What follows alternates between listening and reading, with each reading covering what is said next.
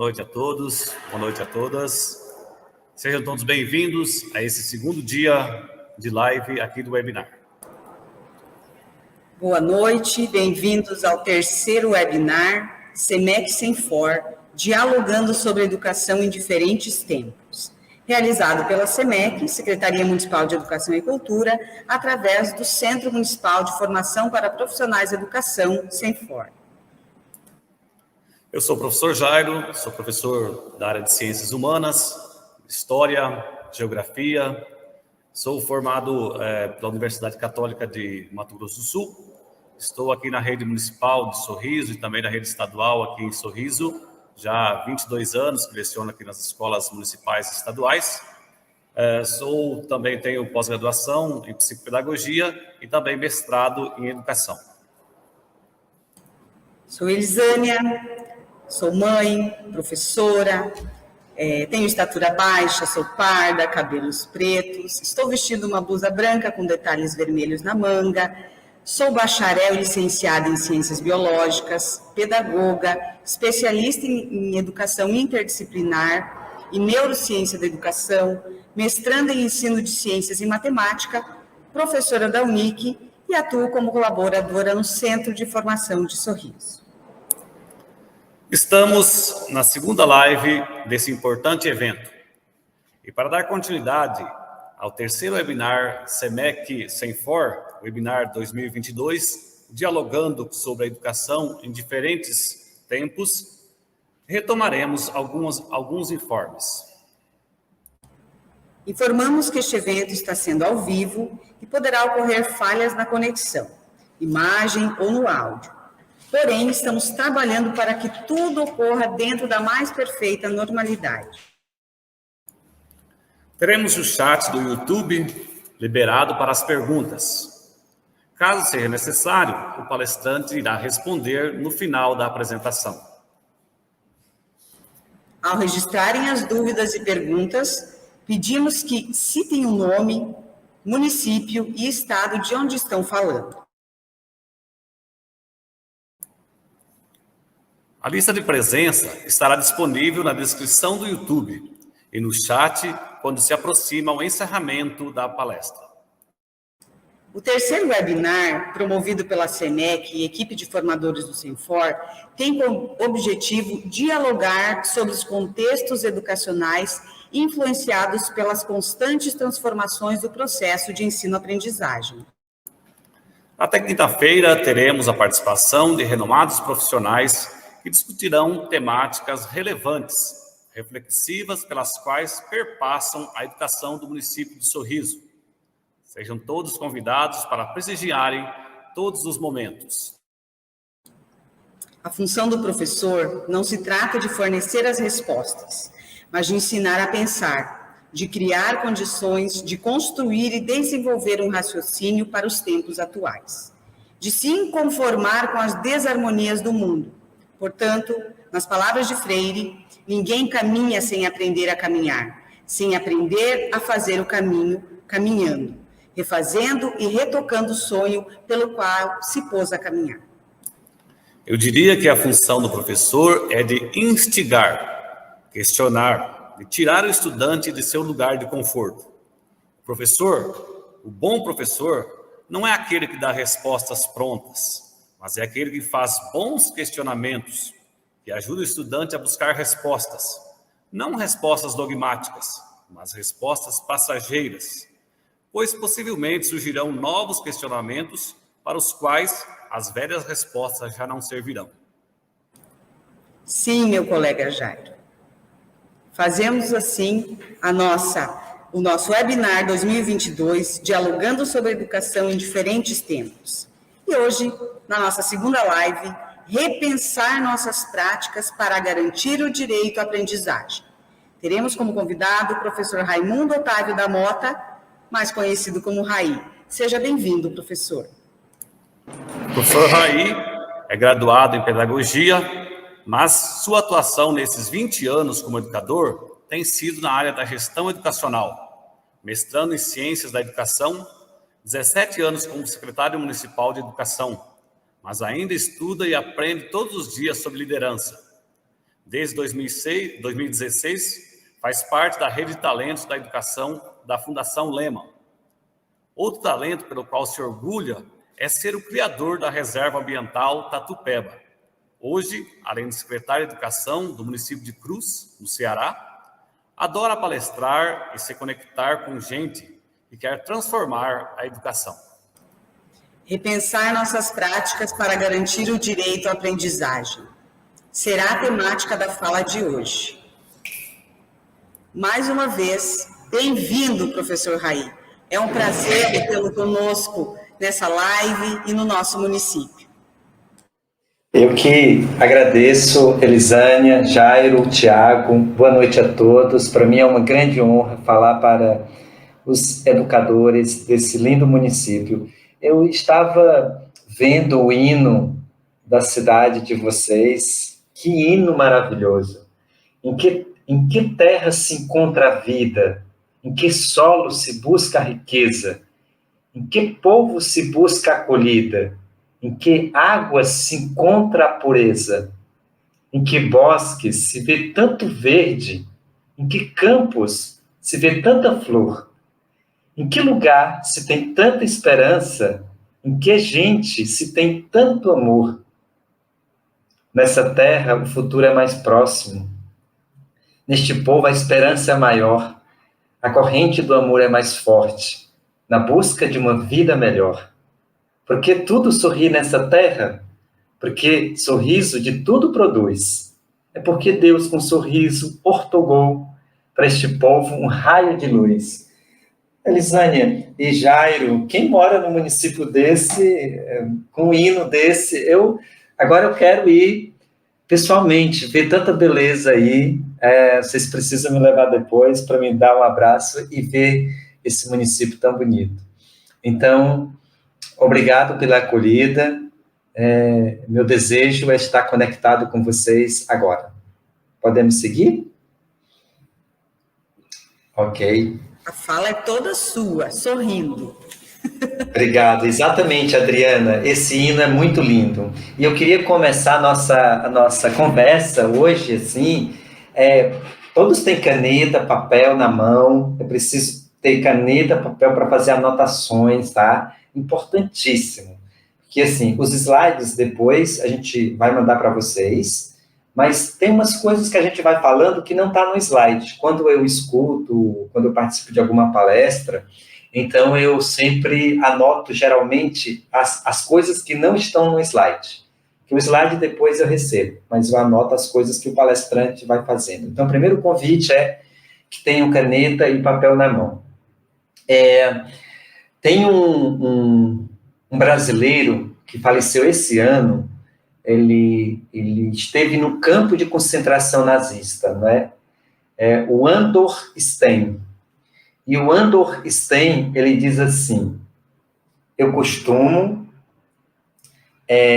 dizer que cada dia que eu vivo é uma sobremesa. É muito gostoso. Eu costumo dizer que cada dia que eu vivo é uma sobremesa. É muito gostoso. E isso é o Andor Stein que fala, porque ele viveu uma experiência muito traumática na vida, que foi viver no campo de concentração nazista, mas ele depois, ele soube dar valor a cada pequena coisa da vida, sabe? Então, eu queria fazer esse convite para nós, assim, para agora. Nós estamos todos bem, estamos na nossa casa, não é? no lar. Estamos, acredito, todos aí com saúde. E a primeira coisa é a gente agradecer, né, pelo dom da vida. Eu costumo me apresentar nas minhas palestras, sempre a partir disso, né, assim, de que lado, onde é que eu estou nesse contexto todo, né? Então, eu estou aqui no município de Cruz, aqui no Ceará. Eu fico aqui no litoral, estou próximo à praia de Jericoacoara, então convido vocês, quando puderem, vir tirar férias aqui, serão muito bem-vindos e bem-vindas.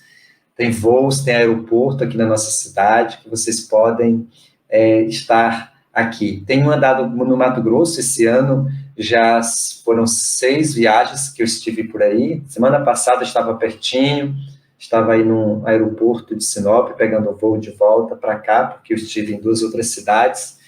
Então, para mim, já tenho Mato Grosso, assim, como um estado do meu coração.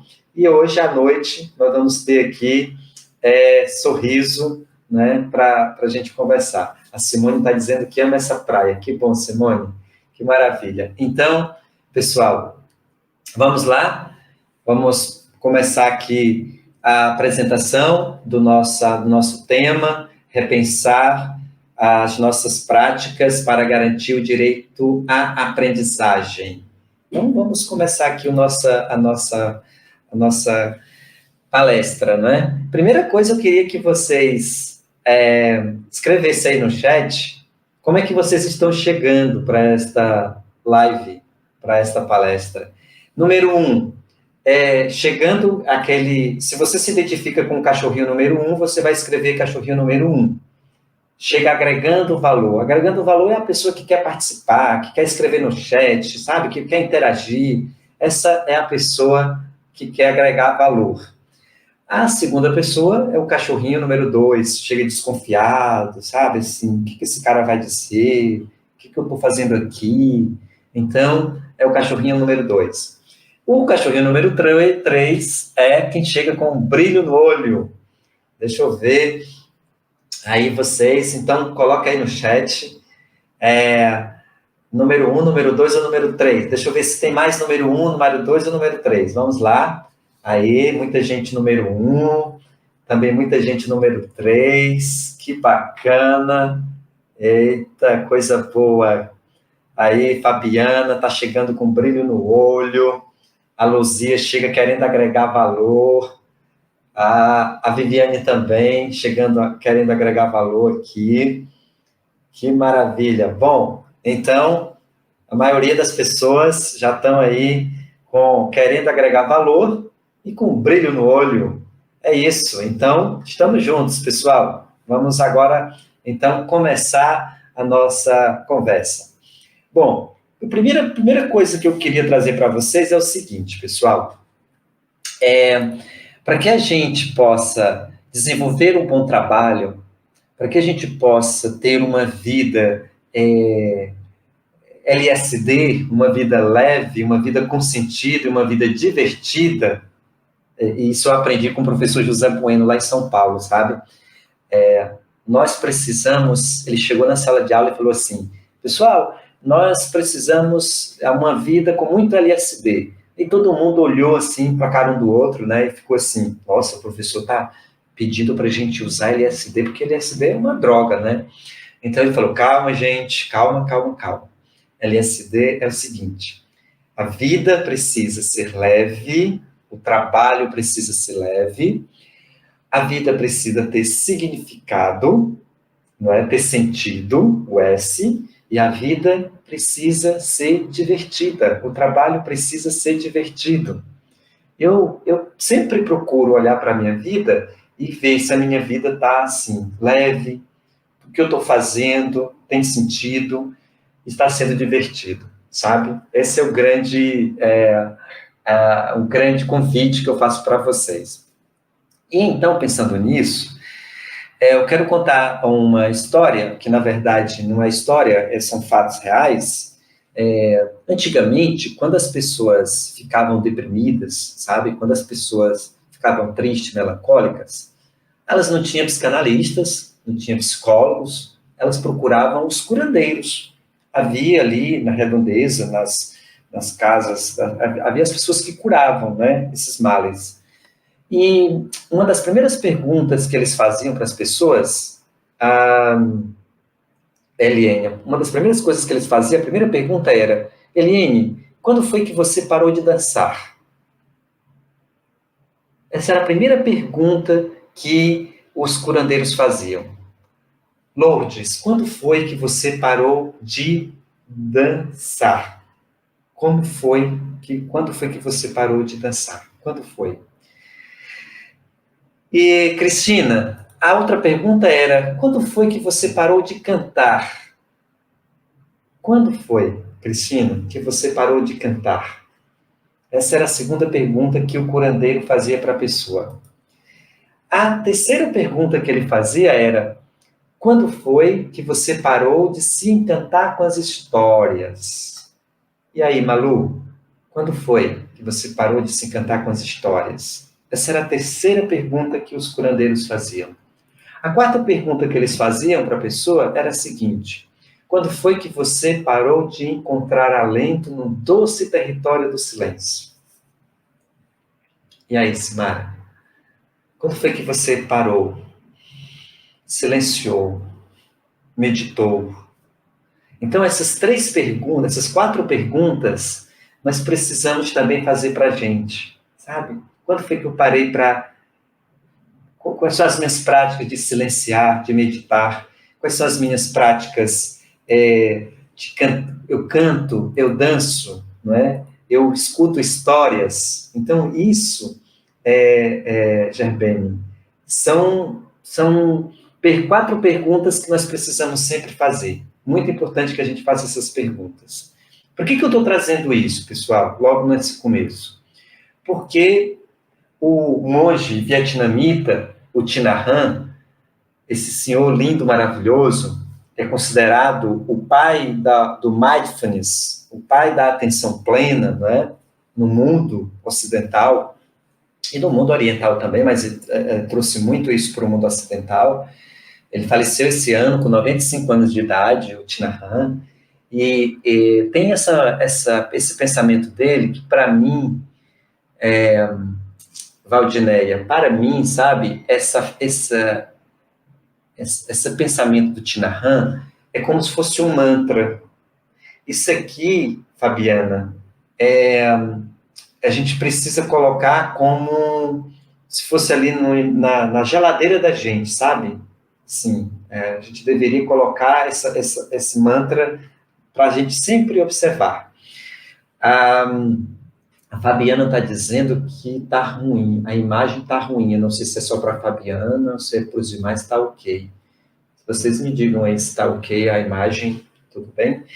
Pois bem, o Thich Nhat Hanh diz assim: a nossa qualidade de ser determina a nossa qualidade de fazer.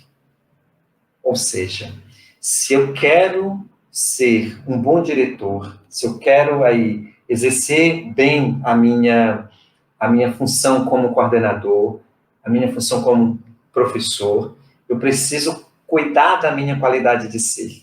Porque a minha qualidade de ser vai ajudar na minha qualidade de fazer. Vai determinar a qualidade de fazer. Obrigado, gente, tá ok. Então, eu acredito também muito nisso, sabe, Érica? Nós temos, para mim, eu acredito muito que nós temos 3 vidas, assim. Então, professor Jairo, nós temos a vida interna, nós temos uma vida interna, nós temos uma vida externa e nós temos uma vida, eu acredito nisso, tá? Nós temos uma vida eterna. Então, nós precisamos cuidar dessas 3 vidas. Como é que eu estou nutrindo a minha vida interna?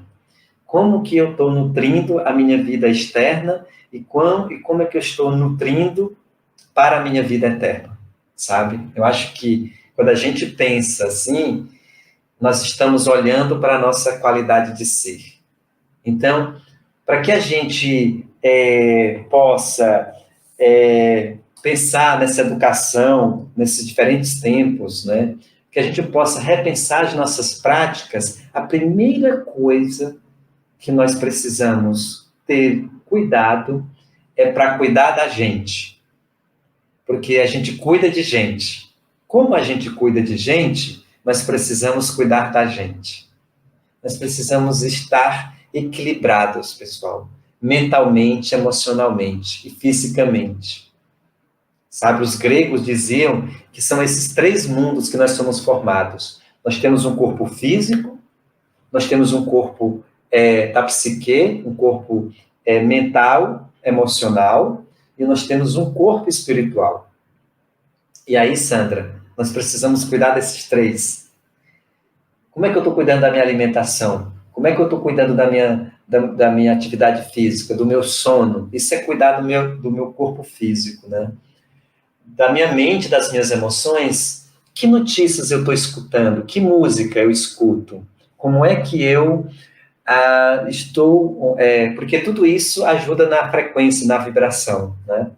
E no mundo espiritual, como é que eu estou praticando as virtudes?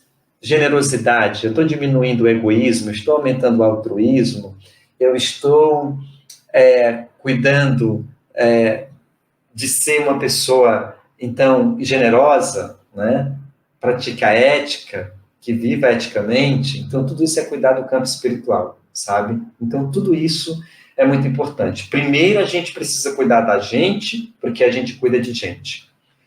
O Otto Scharmer, que é um pesquisador do MIT, nos Estados Unidos, ele também corrobora com essa mensagem do Thich-Nhat Hanh.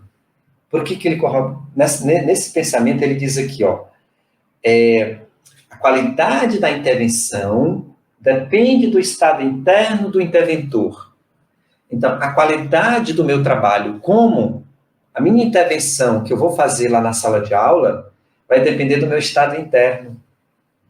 A minha intervenção enquanto diretor, com as famílias, com os professores, com os estudantes, vai depender do meu estado interno. Então, não tem outra saída, pessoal. Não existe. A primeira coisa que nós precisamos garantir é repensar nós. Como que nós estamos?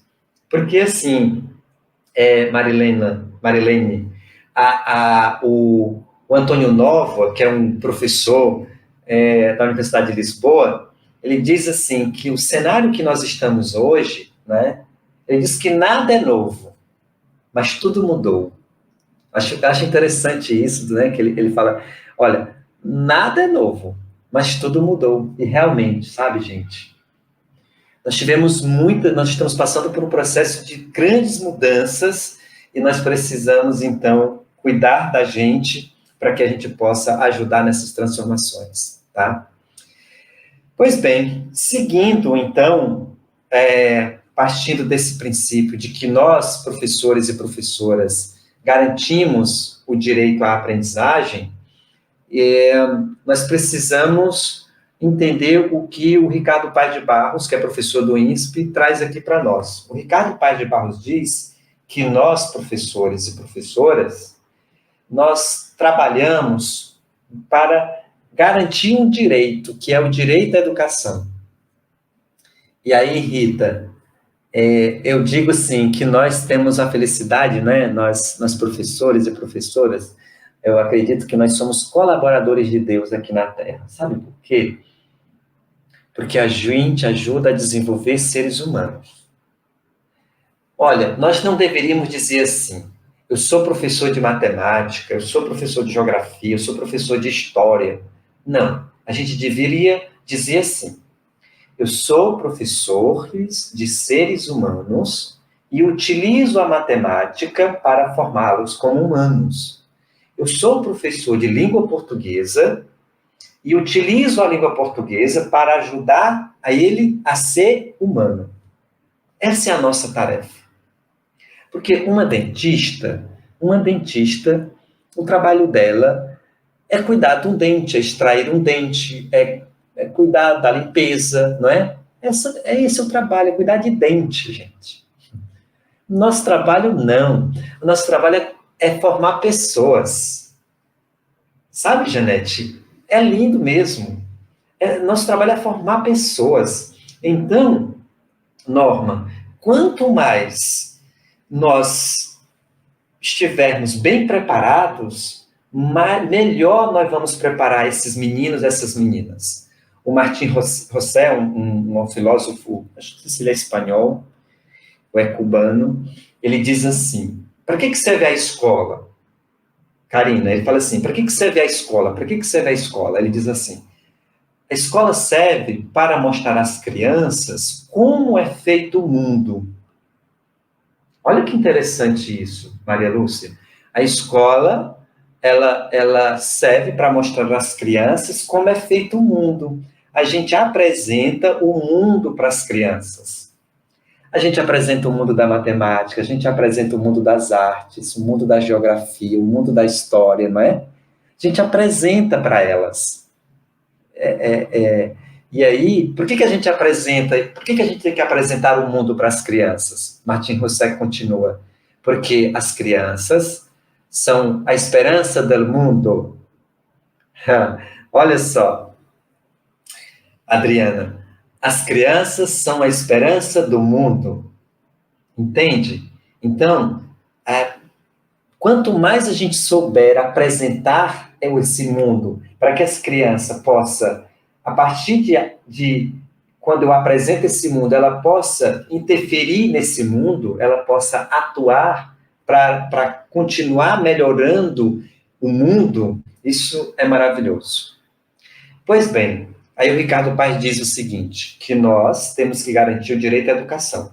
Nós trabalhamos com isso. Só que aqui vai um recado para os professores alfabetizadores. E aí, quando eu falo de alfabetização, pessoal, para nós aqui em Cruz, a alfabetização ela começa na educação infantil, tá? Na educação, para nós, a alfabetização começa na educação infantil, tá certo? Então, assim, se a gente não alfabetiza as crianças na idade certa, qual que é a idade certa da criança alfabetizar? Para nós, ela tem que se alfabetizar até o final do segundo ano. Terminou o segundo ano, todas as crianças devem estar plenamente alfabetizadas, né? Então, se a gente não alfabetiza bem as crianças, nós não vamos garantir o direito à educação. O direito à educação, Cida, o direito à educação começa com a alfabetização.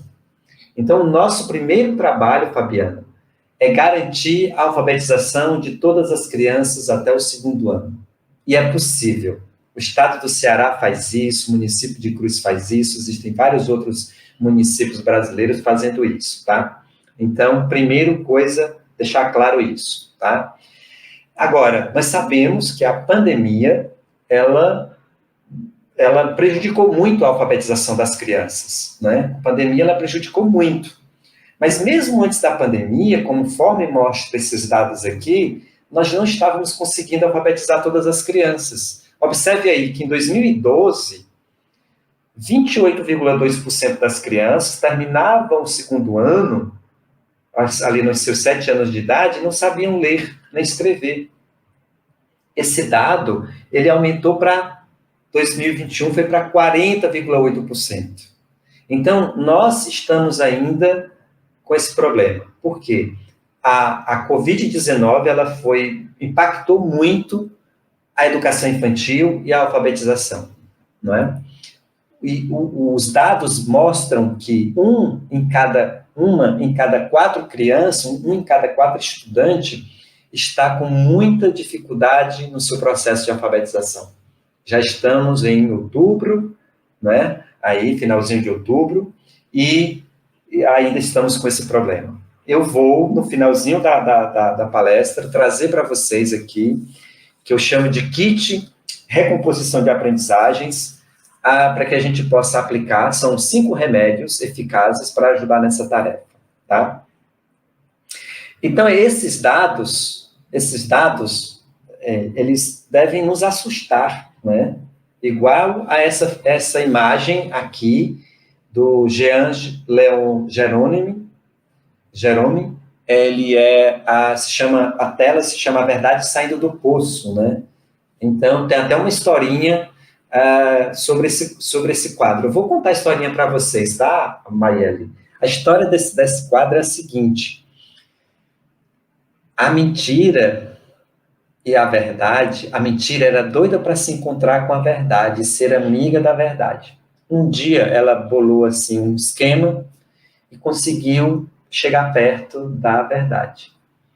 Então ela encontrou a verdade no caminho e a verdade não quis se aproximar da mentira, não quis, mas a mentira muito astuciosa começou a chegar, se aproximou, aí começaram a conversar, certo? Estava muito quente, aí a mentira disse para a verdade: ô mentira ou verdade? Tá tão quente, não é? A gente poderia tomar um banho. Tá vendo aquele poço? Aí a verdade disse, não quero tomar banho, não. A verdade não queria se misturar com a mentira, né, gente? Mas a mentira insistiu, vamos, tá tão gostoso lá, tá muito quente. A verdade disse, qual é o problema, né? Só um banho. Aí a verdade foi tomar banho com a mentira.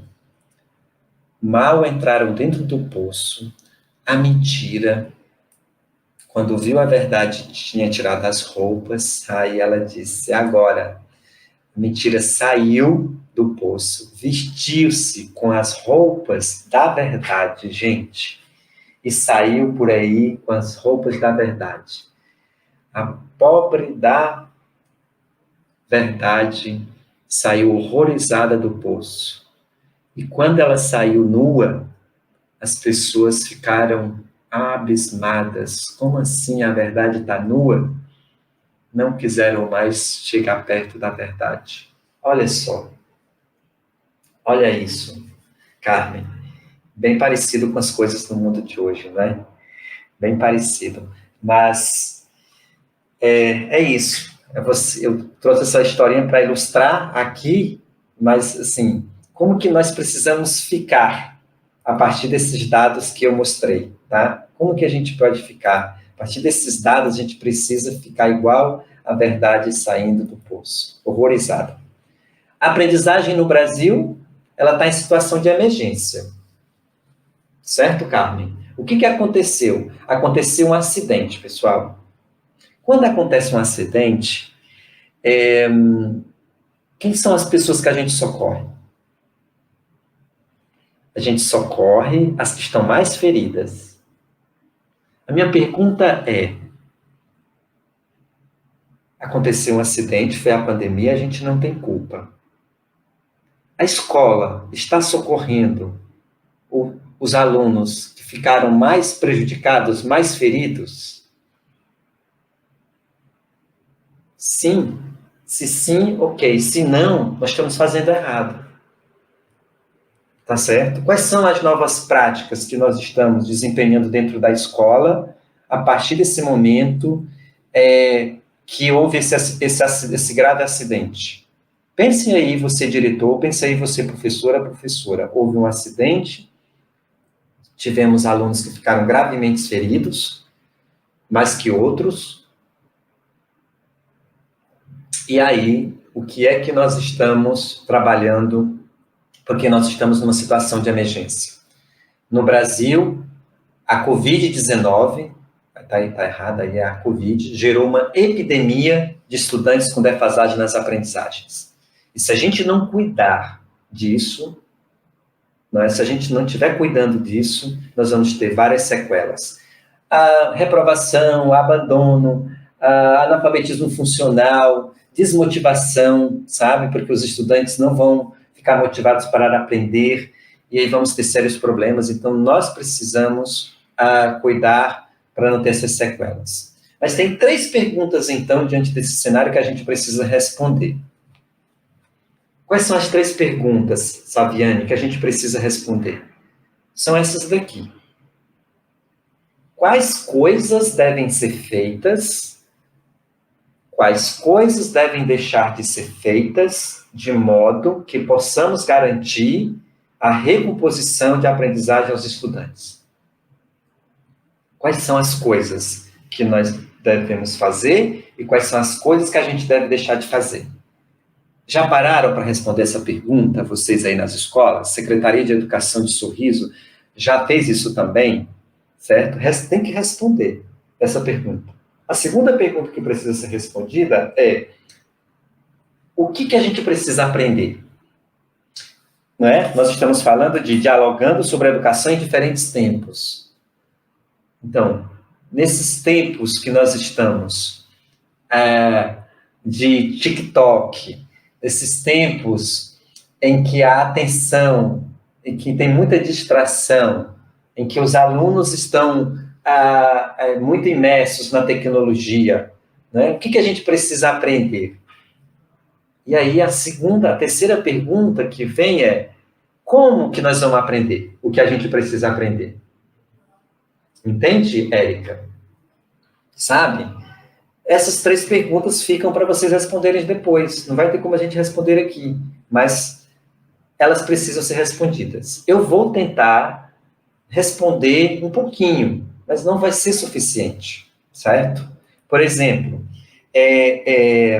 nós precisamos entender, já que a gente está falando de educação em diferentes tempos, nós precisamos entender o seguinte, que existe no mundo, não é? E o Brasil assinou esse documento aí, que são os objetivos globais, né, para a educação até 2030, e nós precisamos, então, saber que dentro desses objetivos globais, olha só o que nós precisamos dar conta, enquanto país, até 2030. Nós precisamos assegurar uma educação inclusiva, equitativa e de qualidade. E promover oportunidade de aprendizagem ao longo da vida para todos. Tarefa nada fácil, né, pessoal? Bem complexa, mas esse é o nosso papel. Né? Nós que nos disponibilizamos para sermos aí educadores, educadoras, então, esse é o nosso papel. Então, essas palavrinhas aí têm um significado muito importante que a gente precisa se apropriar da educação nesses novos tempos. Uma educação inclusiva, sabe? E aí que não inclusivo, que eu estou falando, não é só de deficiência, mas também da questão de raça, não é? Essa questão do perfil socioeconômico, tá certo? Nós precisamos cuidar. E é interessante trazer aqui para vocês que existe esse documento, que vocês podem ler esse documento depois na internet. Tem esse documento que foi feito, que foi em maio desse ano. Vários pesquisadores no mundo se reuniram, tá certo? Para pensar como que a gente pode... o que se pede da educação nesses novos tempos? O que se pede da educação nesses novos tempos? E aí tem esse documento que se chama O Ensino Reinventado. O Ensino Reinventado, certo? O futuro da aprendizagem. Esse documento diz que, nesses novos tempos, pós-pandemia, nós temos que cuidar de 3 desafios. Nós temos que garantir aprendizagem profunda para os estudantes. Nós não estamos garantindo a aprendizagem profunda, e eu vou dar um exemplo disso, Ana. Os dados nossos de avaliação externa mostram isso. E eu vou dizer uma coisa para você, Irene. Quando um estudante brasileiro sai para Portugal,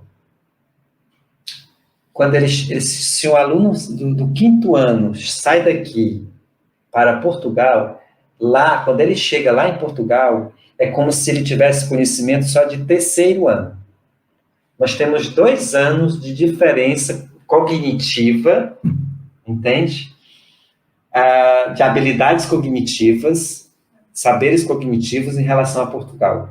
Então, nós não estamos garantindo a aprendizagem profunda. Ainda é uma aprendizagem muito superficial. Então, esse é o grande desafio brasileiro. E também não só brasileiro, mas também no mundo. Porque quando se fala em aprendizagem profunda, é preciso ensinar os estudantes para que quando eles saiam da escola, eles possam ter habilidades, competências, atitudes para atuar no mundo. E o que se tem demonstrado é que nós estamos falhando nisso, tá? O segundo desafio, então, que é necessário a gente garantir é bem-estar. Bem-estar, ou seja, os professores precisam estar felizes na escola, os colaboradores precisam estar felizes, os alunos precisam encontrar um ambiente de segurança dentro da sala, as famílias também. Então, sabe, já tem os ambientes fora já estão tão traumatizantes, vamos dizer assim. Então, a escola como lugar de bem-estar. A Carol Campos fala sobre isso, a escola como lugar de cura, sabe? Então, esse bem-estar nós precisamos garantir. E aí, para a gente garantir bem-estar, primeiro a gente precisa cuidar da gente, não tem jeito, tá, pessoal? O terceiro desafio, que é garantir equidade. A pandemia, ela aumentou as desigualdades educacionais. E agora, já não tinha, né, já tínhamos problemas com a questão de equidade, mas nós precisamos garantir equidade. Estatística. Segundo estudos mostram que toda sala de aula você vai ter de 20% a 30% de alunos com um grau de dificuldade de aprendizagem. 20% a 30%. Esses são os estudos que demonstram. Toda sala você vai ter esse percentual praticamente assim. Então, é preciso ter programas, é preciso ter didáticas, a gente precisa aprender didáticas que possam dar conta desse público para que a gente possa garantir a equidade. Existe esse outro documento, tá? São documentos que depois vocês podem, então, baixar aí na internet, tá certo? Que se chama Reimaginar Nossos Futuros, né? Reimaginar a Educação Juntos, tá? Um novo contrato social para a educação. Então, aqui vem novamente trazendo aqui, ó, que as escolas devem ser lugares educativos protegidos, uma vez que promove a inclusão, a equidade, o bem-estar individual e coletivos. As escolas precisam ser lugares que reúnam diversos grupos de pessoas, que ofereçam desafios e oportunidades que não existe em mais lado nenhum. E é necessário também alterar as arquiteturas escolares, os espaços, os horários, as turmas, tá certo?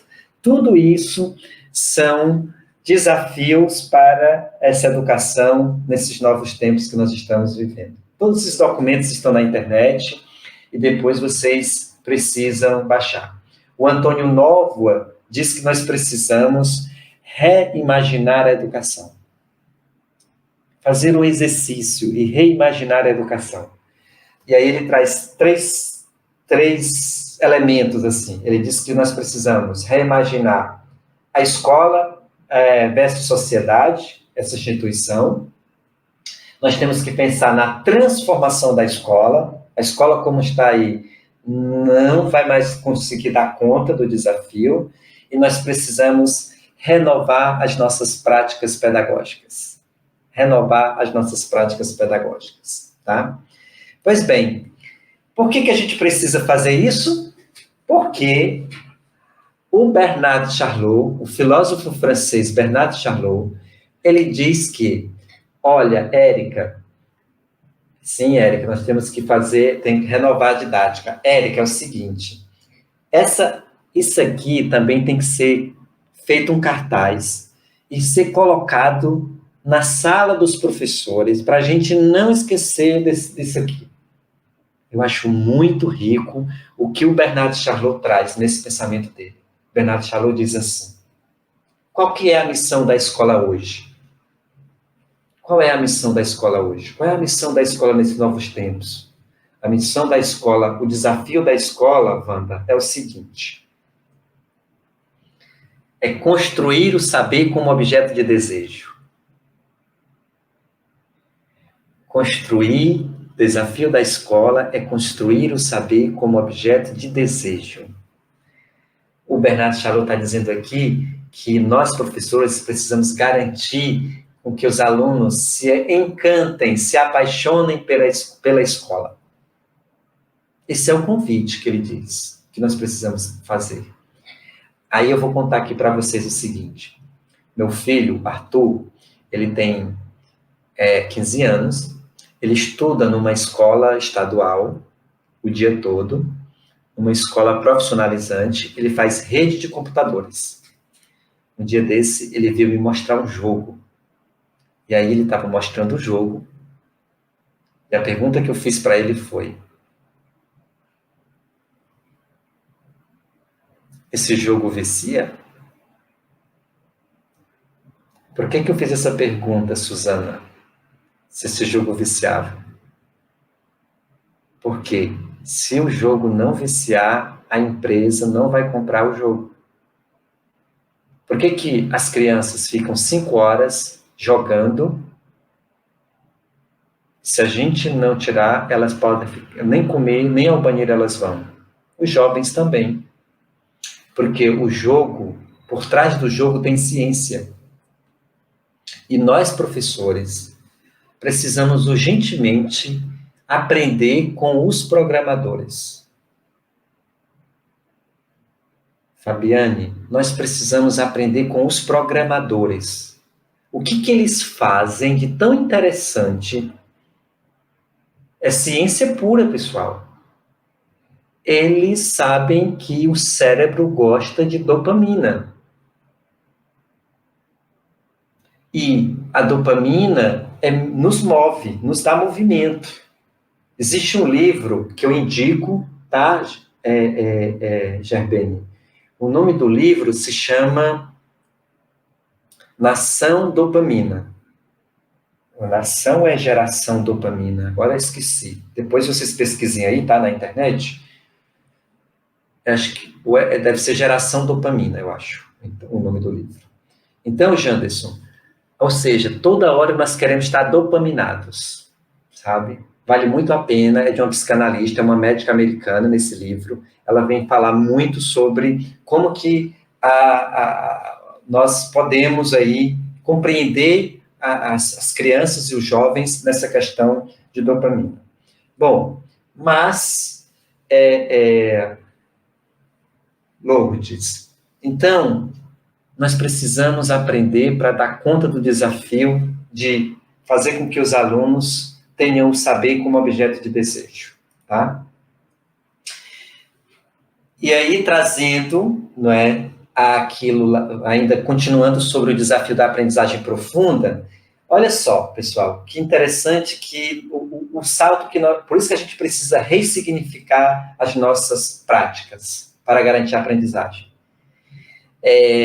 Depois vocês pesquisem na internet também, no Google, um novo estudo, existe Nação Dopamina, obrigado, gente.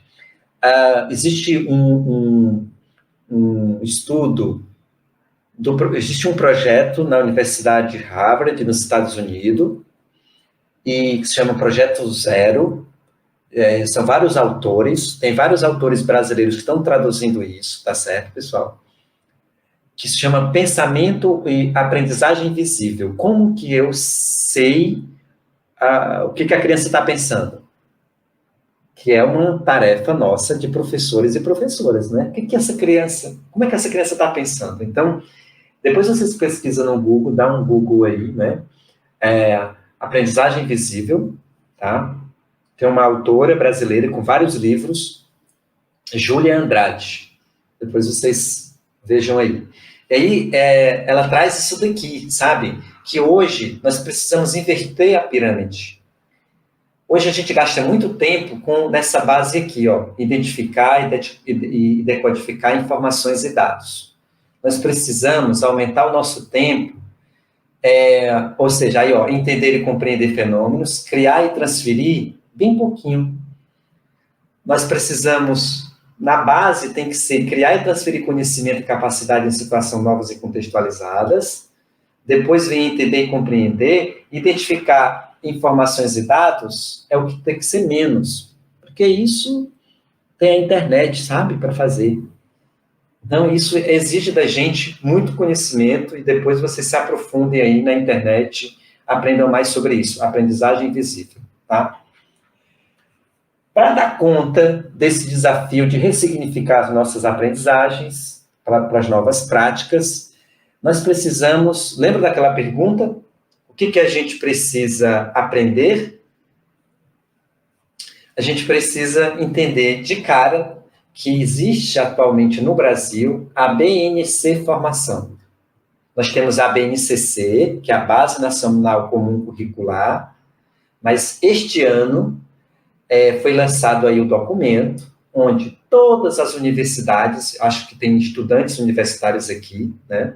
Todos os estudantes universitários, agora, no Brasil, todas as universidades, nos cursos de formação inicial, terão que formar os professores a partir dessa BNC Formação.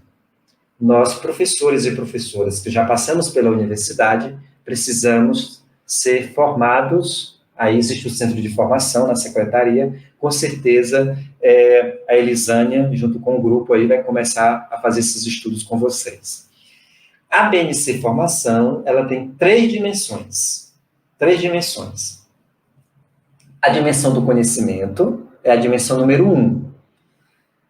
A dimensão da prática é a dimensão número 2 e a dimensão do engajamento é a dimensão número 3, tá? Eu não vou especificar muito sobre isso, porque o meu tempo já está se esgotando e eu ainda tenho coisas para falar para vocês, mas a dimensão do conhecimento, nada mais, nada menos, todo professor precisa saber o que cada aluno precisa aprender em cada ano, em português e em língua matemática. Todos os alunos precisam, todos os professores precisam saber disso. A dimensão da prática está relacionada aí com criar e saber gerir os ambientes de aprendizagem, etc, etc. A dimensão do engajamento, tá? Uma competência aí que tem, por exemplo, comprometer-se com o próprio desenvolvimento profissional, sabe? A gente se comprometer com a autoaprendizagem, não depender somente da Secretaria de Educação. Mas temos lives, temos congressos, temos vários momentos para aprender e a gente precisa buscar essa autoaprendizagem. Gleide está dando um feedback aqui, que é a maravilhosa palestra. Obrigado, minha querida. Pois bem, e aí, pensando em trazer coisas práticas para vocês, existem 4 alavancas que nós fizemos aqui no município de Cruz, né? Que o nosso IDEB, nós saímos aí de 8.3 para 9, foi isso, nos anos iniciais, ficamos o sexto melhor município no Brasil. Nos anos finais, nós saímos de 6,9 para 7,6. Nós somos a 4ª melhor rede no IDEB no Brasil. E aqui eu vou dizer um pouco do que nós fizemos, que vocês podem muito bem ver o contexto de vocês e fazer aí. Desde o ano passado, desde maio do ano passado, quando nós voltamos com as aulas presenciais, e antes disso também a gente já fazia muito dessas práticas, tá? Então, Vanessa, diretores e diretoras que estão aqui, coordenadores e coordenadoras pedagógicas, a primeira coisa que a gente precisa melhorar é a nossa liderança pedagógica. Nós temos que aumentar o nosso tempo na liderança pedagógica, certo? Fazer menos coisas administrativas, então, e fazer coisas mais pedagógicas. Aqui, todo diretor, toda diretora tem rotina. Tem rotina. Sexta-feira, à tarde, eles se reúnem para avaliar a rotina da semana e planejar a nova rotina. Aqui, Cristiane, por exemplo, nós temos, assim, tem esses 4 tempos, a rotina tem 4 tempos. O tempo pedagógico é tudo que está em azul. Tudo que está em azul significa que aquele diretor estava envolvido naquela semana no tempo pedagógico. Tudo que está em vermelho é o tempo das relações. É o tempo que o diretor tira para conversar com o aluno, para conversar com o professor, conversar com o colaborador, conversar com o pai, telefonar para o pai, escrever carta para o pai. Aí, diretor, olha, vou dizer aqui uma coisa para vocês, diretores. Nós queremos muito que as famílias venham para a escola, né? Nós queremos muito isso. Mas não é necessário muito que a família venha para a escola. A escola pode se aproximar muito da família. Toda escola precisa ter uma rede social. Isso é uma forma, um Instagram, um Facebook. E todo dia precisa postar o que está acontecendo, porque a sociedade hoje está no digital. Diretor precisa saber. O diretor um dia falou assim, que as famílias da escola dele não estavam engajadas no processo educacional. A pergunta que eu fiz foi, quantas famílias não estão engajadas? Raí, não sei. Eu disse, pronto, primeira coisa, você precisa saber o seguinte, Quantas famílias tem na sua escola? 100 famílias, ok. Classifique essas famílias em... Anota aí, pessoal, para não esquecer. Famílias que participam ativamente da vida escolar do filho, famílias que participam parcialmente, famílias que não participam. Pega, estratifica. Então, vamos pensar que nós temos 30 famílias que não participam da vida escolar dos filhos. Então, você, diretor, você, coordenador, vão fazer um plano para trabalhar com essas 30 famílias. Tá certo? A primeira dica que eu dou, o pessoal até ri quando eu dou essa dica, é a seguinte, olha, você faz sabe o quê? Primeira coisa, para aproximar, para engajar, a gente precisa aproximar. Como é que eu me aproximo da família? No dia do aniversário do pai e da mãe, eu faço um cartão de aniversário bem bonito e envio para a família. Para o pai, quer dizer, para a mãe. O pai recebeu o cartão de aniversário pela diretora. A mulher dele nem se lembrava do aniversário, mas a diretora lembrou. Ele vai dizer assim, olha aí, mulher, a diretora lembrou do meu aniversário, tu nem lembrou. Certo? Isso é engajar, é aproximar para poder engajar. Se a família não vem para a escola, a gente pode escrever carta para a família, dizendo para a família o que está acontecendo na escola durante aquele mês, o que a escola desenvolveu. Sabe, nós precisamos escrever cartas, é muito interessante escrever cartas para as famílias. Outra prática que as escolas fazem aqui, que eu gosto muito, tem muita escola que faz assim. A diretora chamou a família e disse o seguinte, pessoal, a partir de agora, os seus filhos vão levar cartões para vocês na sexta-feira. Vamos ter cartão verde, vamos ter cartão amarelo e vamos ter cartão vermelho. Se a criança chegar e entregar o cartão vermelho para você, isso significa que naquela semana a criança não fez as tarefas, não se comportou, etc, etc. A família, Maria, a família é o seguinte, a mãe não quer receber cartão vermelho. E quando ela recebe, ela já sabe que aconteceu alguma coisa, né? Então ela já liga para a escola para não ficar recebendo o seu cartão vermelho. É uma prática simples, sabe, Norma? Que funciona muito bem. Gente, já são 9 horas. Eu tenho só mais 20 minutos. Tá, ok. Então, diretores, rotina. Coordenadores, rotina. Diretor, coordenador sem rotina ficam iguais a baratas tontas no dia de detetização.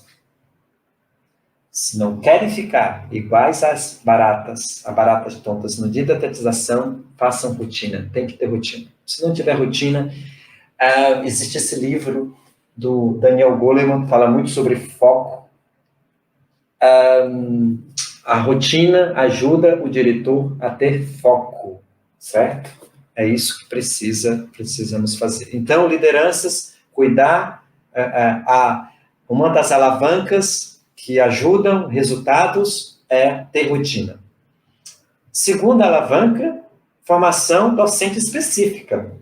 A Secretaria de Educação de Sorriso está fazendo isso aqui, essa semana toda, fazendo uma semana aí, uma programação maravilhosa para todos vocês. Formação específica. Específico, o que eu estou dizendo isso?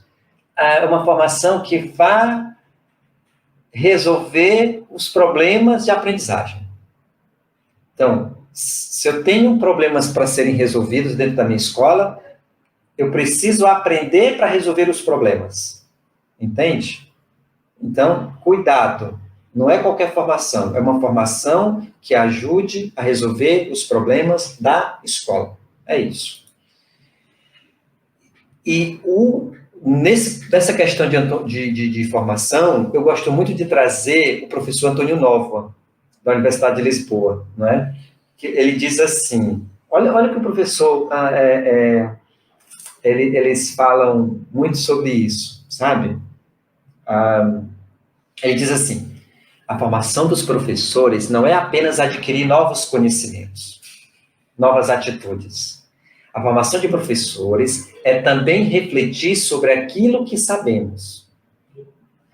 Refletir sobre aquilo que sabemos, partilhar o que sabemos com os colegas. Os países que a educação está dando certo no mundo, os professores observam as aulas dos seus colegas e dão feedback. Sabia? Os professores vão observar os colegas darem aula e depois o colega dá o feedback para o outro. Quando não é o próprio professor que dá o feedback, é o coordenador pedagógico. Coordenador pedagógico, aqui a gente faz muito isso. Coordenador pedagógico observa a aula do professor. A gente chama isso aqui de estudo de aula. Pessoal, tudo pode ser melhorado, tudo. Nós temos pontos cegos nas nossas práticas. E quando uma outra pessoa vem, não para vigiar, mas para apoiar, isso é importante. Aqui a gente faz o seguinte. Como é que acontece o estudo de aula? Começa no planejamento. A aula é planejada junto com o professor. O coordenador planeja a aula com o professor. Planejam juntos a aula. Uma coisa é o treino, outra coisa é o jogo, certo? Então, planeja a aula junto. Marca o dia, o coordenador observa a aula do professor, depois ele se retira da sala, ele vai planejar o feedback e depois vai dar o feedback. Então, são 4 etapas. Planeja a aula, observa a aula, tira o tempo para planejar o feedback e depois dá o feedback. Então, é uma construção. Professores e coordenadores precisam entender que todos estamos querendo melhorar a aprendizagem. E nós temos falhas. E também temos acertos. E os acertos precisam serem celebrados. Tá? Precisam ser celebrados. Olha o que o Antônio Nova diz. Refletir sobre aquilo que sabemos. Então, preciso fazer processo autoavaliativo. Depois da aula, a gente precisa fazer processo de autoavaliação. Mas também a gente tem que refletir o que sabemos, partilhar o que sabemos com os colegas. Tem que ter momentos dentro da escola para isso. Não sei como é que vocês vão fazer isso ou já fazem essas práticas, mas é preciso ter momentos para isso, tá? Bom, então, como a gente está dialogando sobre a educação em diferentes tempos, o que é ser professor em tempos de mudança? É deixar de ser um mero fornecedor e ser um pesquisador sobre a praxis e sobre os seus estudantes. O professor precisa compensar a formação inicial hoje divorciada da realidade. É isso que acontece. Os cursos ainda têm muita teoria e pouca prática. Esse ainda é um problema no Brasil, os cursos que formam professores, não é? E nós precisamos, então, nesse novo cenário que nós estamos, trabalhar colaborativamente com colegas no planejamento de aula. Nós precisamos cada vez mais trabalhar colaborativamente. Os médicos fizeram isso, pessoal, na pandemia. Os médicos fizeram isso. Bom, terceira alavanca é que todos os professores precisam saber, de forma concreta, o que cada estudante precisa aprender em cada ano. Aqui é o seguinte, olha só, nós estamos aqui na pré-escola, né? Aqui os alunos precisam diferenciar letras de números e outros símbolos. Isso é uma meta de aprendizagem para a pré-escola. Então, eu tenho que conhecer todas essas metas aqui. Se eu não conheço isso, já não consigo desenvolver um bom trabalho. O ideal é que o professor conheça todas as metas de aprendizagem do ano anterior, do seu ano e do ano posterior. Tá? Então, precisamos aprender isso. O correto, então, concluindo essa parte, é dizer o seguinte, que quem fala isso é o professor Chico Soares. Ele diz assim, não é importante somente saber o que cada aluno precisa aprender em cada ano. É preciso desenvolver as tarefas adequadas. Para que essa criança possa diferenciar letras de números e outros símbolos, quantas tarefas eu preciso fazer? Quantas tarefas eu preciso desenvolver para essa criança dar conta dessa meta de aprendizagem? Nós precisamos saber disso. A quarta alavanca é mais avaliação formativa. Mais avaliação formativa, não é?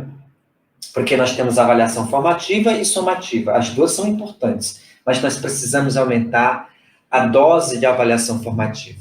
A avaliação para a aprendizagem, a avaliação que cuida, que ajuda a melhorar o ensino e a aprendizagem. A avaliação que é processual.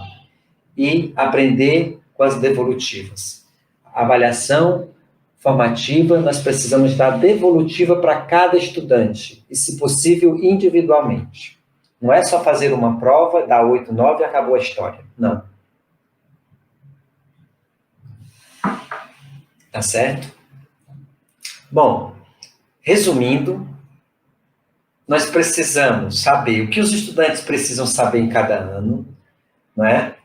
Desenvolver diagnósticos e tarefas para saber se os alunos estão aprendendo as metas de aprendizagem. E, por último, nós precisamos dar devolutivas para os estudantes. Então, eu disse para vocês que ia também trazer o kit que a gente aplicou aqui em Cruz, que a gente chama de kit recomposição de aprendizagens, que funcionou, está funcionando, esses remédios, e eu queria trazer aqui para vocês. Olha só. Primeiro remédio que nós precisamos dar: atendimento pedagógico personalizado. Entendeu? Instrução individualizada. É preciso que os alunos que tenham aqueles 30% que eu falei, eles precisam ter atendimento pedagógico personalizado. Certo? Chamado reforço escolar. No turno que ele está ou no contraturno. A outra coisa que é necessária fazer é a flexibilização curricular. Então, será que não é hora de dar uma paradinha aí nas aulas de história, de geografia, e vamos focar na língua portuguesa e na matemática? Porque primeiro tem que alfabetizar. Primeiro o aluno precisa aprender a ler para aprender. Isso que o Chico Soares diz. Primeiro o aluno precisa aprender a ler para aprender. Se ele não sabe ler, interpretar, compreender, para que essa pressa logo aí da história, da geografia? Agora, nesse momento, a gente pode fazer flexibilização curricular. Se eu tenho 50 metas de aprendizagem para dar no primeiro ano, mas se eu não vou conseguir dar as 50 metas de aprendizagem, quais são as 40 que eu vou dar? Quais são as 10 que eu posso deixar de dar para que o professor no próximo ano dê essas metas, né? O terceiro remédio que funciona é a flexibilização pedagógica. A flexibilização pedagógica é eu fazer em grupos dentro da própria sala de aula. Tem várias formas de fazer, pessoal, várias estratégias. Eu posso colocar em duplas, eu posso colocar em grupos, eu posso conversar com a minha professora. Eu sou professora do 4º e do 5º. Eu tenho alunos que não sabem ler no 4º e no 5º. Tenho alunos que não sabem ler no 4º e no 5º. Então, eu posso fazer o seguinte: professora, vamos fazer o seguinte, no primeiro horário, eu vou ficar só com os alunos que não sabem ler. E você fica já com os que já sabem ler. Pronto. Isso é flexibilização pedagógica. Sabe? Isso tem que ser feito. Não tem como deixar de fazer isso. Sabe? Os médicos, durante a Covid, o médico, por exemplo, ortopedista, não tinha cirurgia para fazer. Pararam as cirurgias. Eles foram chamados para ajudar os outros médicos. Eles não disseram assim, não vou ajudar não, porque eu não sou médico de pulmão. Eu sou ortopedista. Não, eles foram. Então, professores e professoras, vamos lembrar o que os médicos fizeram. Eles ajudaram os outros colegas. Não tinha esse negócio do paciente ser... Não, o aluno é nosso. E nós precisamos ajudar os alunos de toda a escola a diminuir essa defasagem de aprendizagem. Outro remédio, material didático apropriado. Se o aluno está no terceiro ano, mas o livro dele ele não está no nível, tem que ter um outro material que esteja no nível daquele menino para que ele possa gostar de aprender. O jogo, a criança gosta porque é desafio, mas ela vai passando de fase. Agora, se o jogo for muito difícil, a criança desiste do jogo, tá? E a outra coisa, pessoal, é o monitoramento frequente dos níveis de numeracia e literacia. Aí eu trago aqui o exemplo do alfabetômetro. O alfabetômetro nós fazemos aqui na nossa rede mensalmente. Em fevereiro, nós tínhamos 400 crianças no segundo ano, quando começou em fevereiro. Nós tínhamos 21 iniciantes, 45 de letras, 61 de palavras, 86 de frases, 187 leituras de textos. Em junho, apenas 12 iniciantes, 15 leituras de palavras, 24 letras, 24 de palavras, 37 de frases e 336 de textos.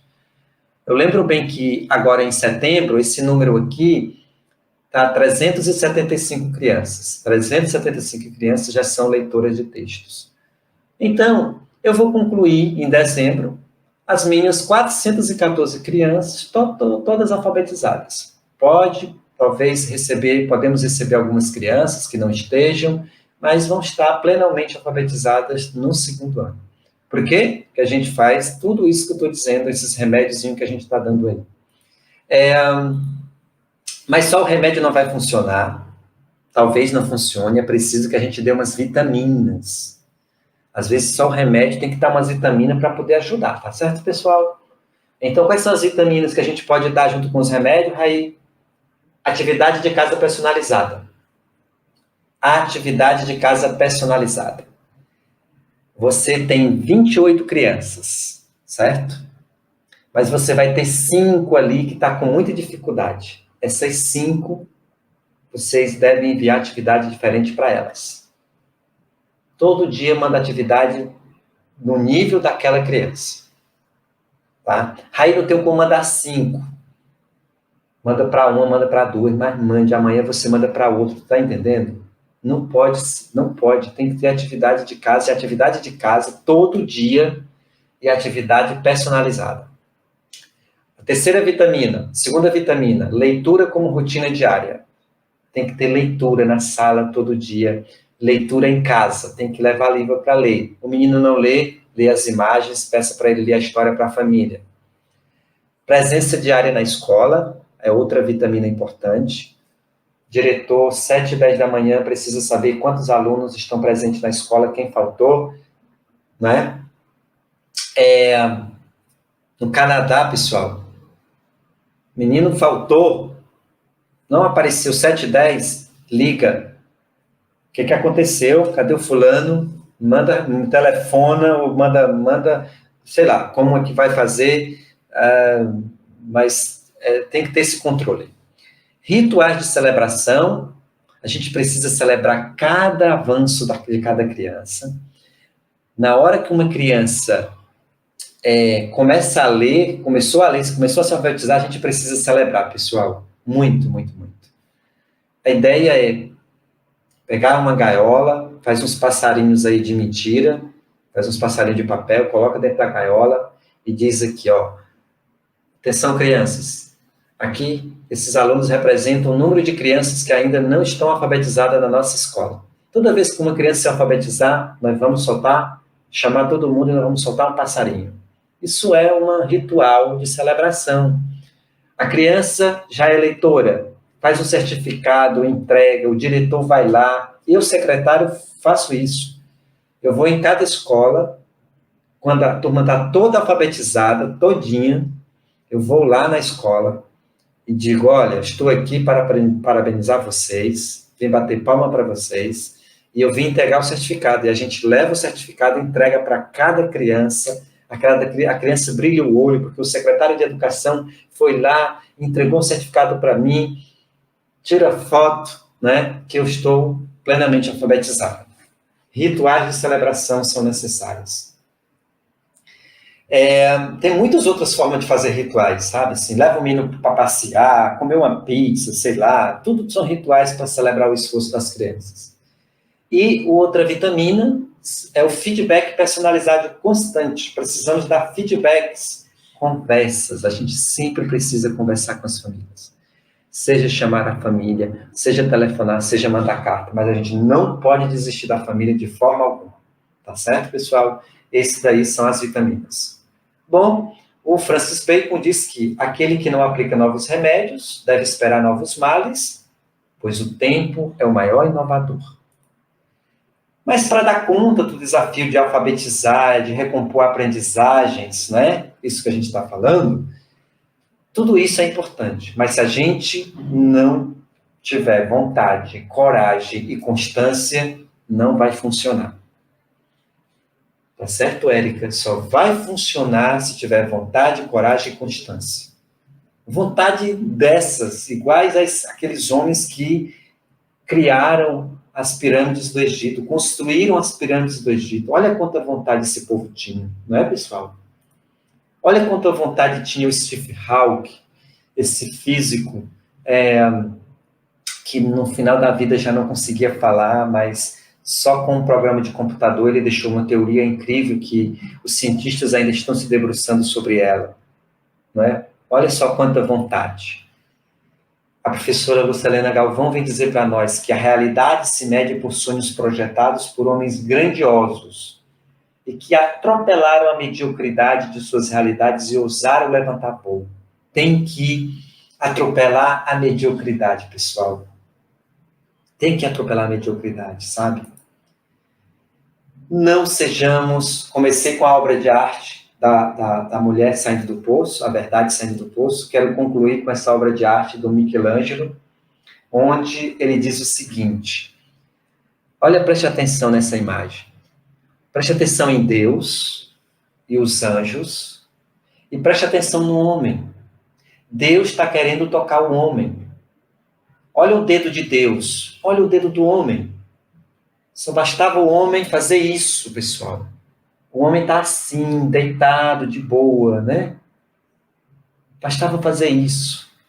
Então eu trago essa imagem para que a gente não tenha essa preguiça que esse homem tem, mas sim a vontade divina e dos anjos de transformar a vida das crianças. Vontade, coragem, constância. Mário Quintana diz: a constância é o único escudo que embota a navalha da adversidade. Constância, igual a academia. Todo dia. Eu passo 15 dias sem ir para a academia. Quando eu volto, os músculos já têm murchado. É sempre com o professor, é sempre com o aluno, é sempre com a família. Constância, constância, constância, constância. Por fim, pessoal, Suene, Neuza, Marilene, Adriana, toda cidade deveria ter um outdoor na entrada, assim. Lute pela aprendizagem. Temos que lutar, sabe? Todos os dias lutar pela aprendizagem. Não podemos, de forma alguma, deixar de buscar cada aluno para a gente garantir a alfabetização, para garantir a aprendizagem dele, sabe? Continuando, eu tenho um restinho aqui, não é? De slide para a gente concluir. Agora começamos com o cachorrinho, vamos terminar com o cachorrinho. Como é que vocês estão saindo, né? Que cachorrinho representa vocês nesse final de palestra aqui? O cachorrinho número 1, o cachorrinho número 2, o cachorrinho número 3, o cachorrinho número 4, o cachorrinho número 5 ou o cachorrinho número 6? Coloque aí o número aí, deixa eu ver.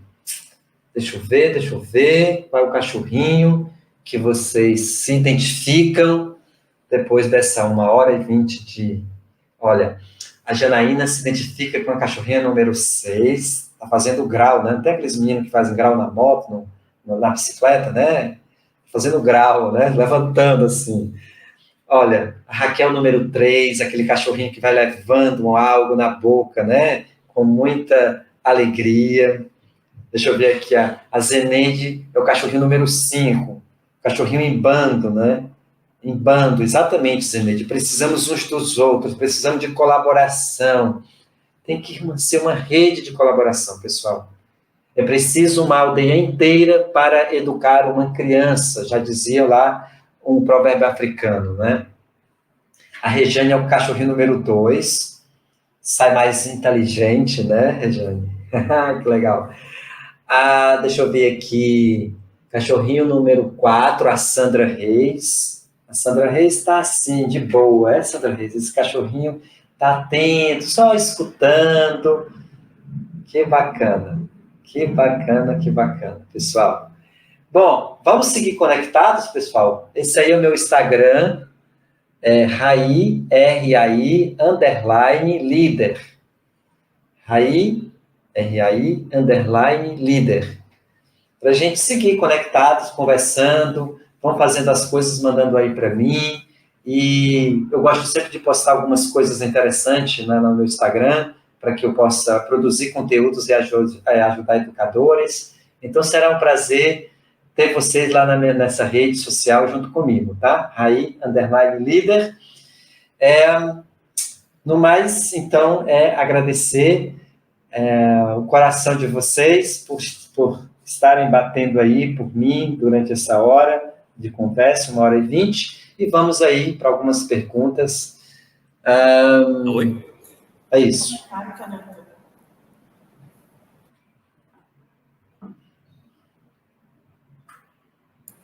Ok, professor Rai, né, muito bacana ouvir você falar aqui sobre aprendizagem, sobre diferentes contextos, né, que nós professores precisamos estar sempre atentos às mudanças sociais, culturais, né, por quais nossos alunos passam, por qual a nossa sociedade passa, que a gente consiga estar presente nisso também. A gente estava verificando aqui no chat e a gente não percebeu nenhuma pergunta, mas eu gostaria de perguntar, Rai, e tu já respondeu algumas coisas assim durante a sua palestra, né?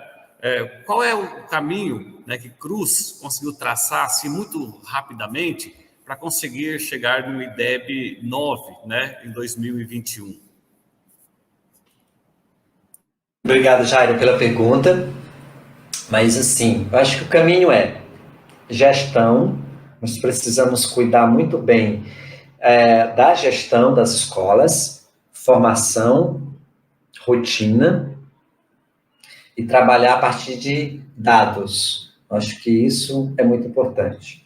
Alfabetização é o segundo ponto. Precisamos garantir a alfabetização de todas as crianças até o 2º ano. A criança tem que estar plenamente alfabetizada no 3º ano, e aí o professor do 3º ano faz o trabalho dele, do 4º, do 5º, etc, etc. Então, a alfabetização na idade certa é o segundo passo. O 3º passo que é preciso ser dado é a formação, investir em formação dos professores, né? E também contribuir para a autoformação, incentivá-los na autoformação, certo? Esse é outro caminho muito importante que a gente precisa. Avaliação, tem que ter avaliação constante. Constantemente nós precisamos estar medindo as aprendizagens dos estudantes, para dar os remédios certos.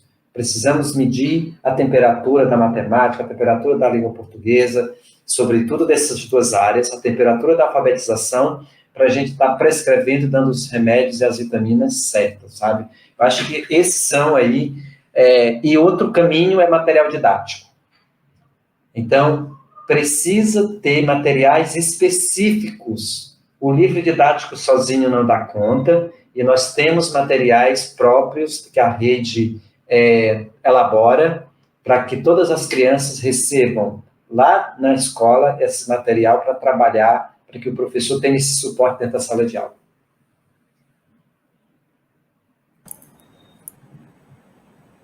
Muito bem, professor Rai. Quero agradecer porque eu tenho um fã-clube especial aqui nessa noite. Ai, Rai, muito bom te ouvir, esse ânimo que a gente falou no começo.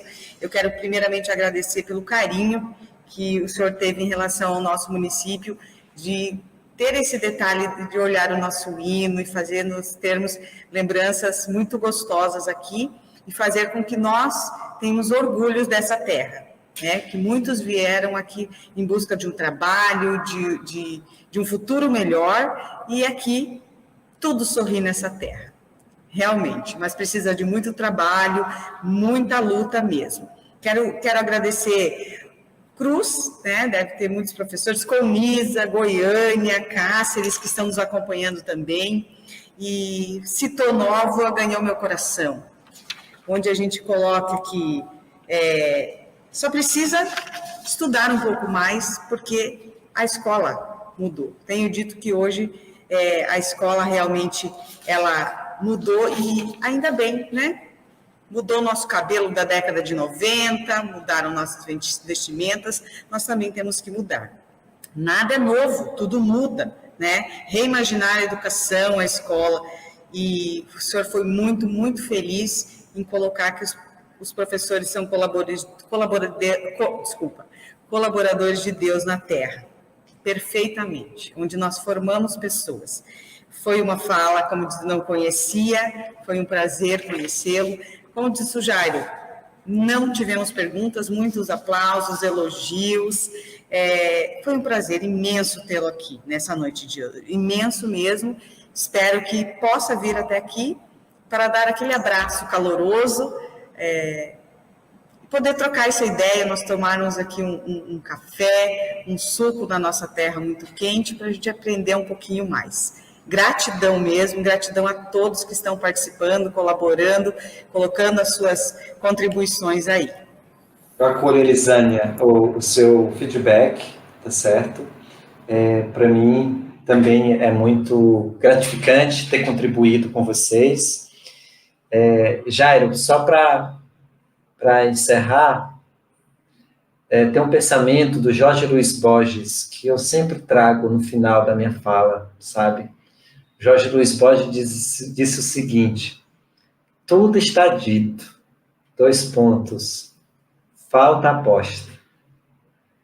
Eu acho que é isso, sabe, assim, já dissemos muita coisa, vamos lá apostar, vamos fazer, vamos experimentar, sabe, assim, é experimentando que a gente vai realmente tentando acertar. Então, que a gente experimente mais. A escola precisa ser um laboratório de experiências. Precisamos experimentar muito dentro da escola. A gente vai errar, não tem problema nenhum. O ruim é não experimentar. Então, tudo está dito. Falta a aposta. Em nome das secretarias, gostaria de agradecer a todos que estiveram presentes e dizer também, Raí, que algumas práticas que vocês têm em Cruz, nós estamos implantando em Sorriso. Por exemplo, o seu alfabetômetro, nós temos aqui, só que nós colocamos um outro nome, nós denominamos aqui de sorrisômetro da leitura. E aí nós já fizemos adequando com o nome da nossa cidade. Então foi uma mudança que a gente fez no seu alfabetômetro. Uma outra questão que a gente também implantou, e que os diretores que estão nos assistindo são conhecedores, professores, os coordenadores também, que é o IPESA, que a gente criou. A gente teve inspiração aí em Sobral, né, que é o índice de presença do estudante em sala de aula. Aquela ideia de que o estudante precisa estar na escola para poder aprender, né? Então, algumas informações, algumas práticas que vocês já têm aí no Ceará, tem em Cruz, né, a gente está colocando aqui também no município de Sorriso. Então, nós temos a agradecer, em nome da secretária Lúcia, que manda um grande abraço para você, Raí, também. Né? Agradecemos a todos e esperamos, quem sabe, no futuro próximo, você estar presente, palestrando aqui na cidade de Sorriso. Obrigado, Jairo, também pelo seu feedback. Mande um abraço aí para a secretária, a Lúcia. A Lúcia, não é isso? E, então, agradecer aos professores, os professores desse lindo município, que fiquei encantado. Quando eu sabia que ia estar com vocês, passei, vi a plaquinha Sorriso, eu disse, olha, estou tão próximo, podia ficar aqui e já fazer o momento presencial. Mas, tudo bem, foi um grande prazer estar com vocês e espero reencontrá-los brevemente. Gratidão, professor Raí. Muito obrigada. Assinem a lista de presença. Foi um prazer tê-los aqui essa noite. Bom descanso e até amanhã. Uma boa noite a todos e até amanhã.